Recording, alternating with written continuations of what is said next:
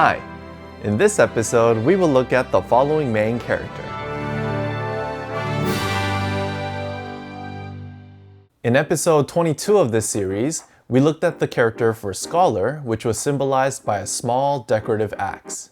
In this episode, we will take a look at a larger axe, which symbolizes an even higher authority, which is a king. This is the ancient version of the main character we are looking at today. It depicts the shape of a large axe. This is how the character looks today. Can you see the similarities with the ancient character? One way to remember this character is that a king has a lot of military power, like someone wielding a large axe.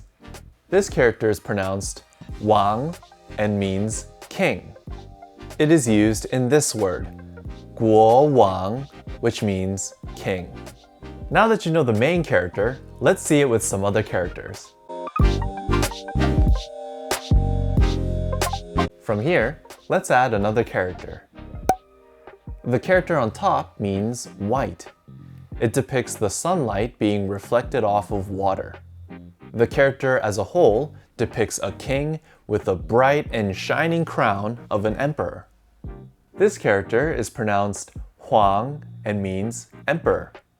It is used in this word, huang hou, which means empress. Here's another character. Do you see the main character? The character surrounding the king means enclose. The dot is used as a symbol, and in this case it means people. A boundary of land with a king and its people makes up a nation. This character is pronounced 国 and means country. It is used in this word, 中国, which means China. Here's the next character. This character looks very similar to the character for king, but it means jade. It depicts jade beads that are strung together with a piece of thread.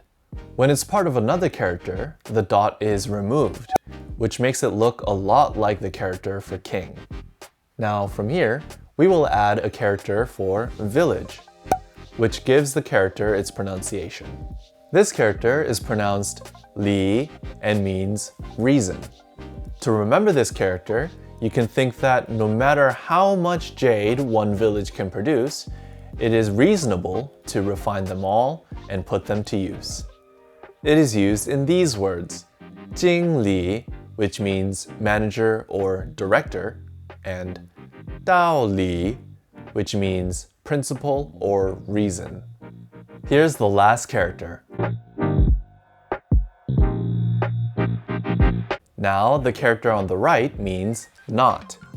This character depicts an image of producing a ring made out of jade. The shape of a ring looks like a circulating circle that does not stop. This character is pronounced huan and means ring and encircle. It is used in this word, 环境, which means environment or circumstance. These are the characters we looked at today.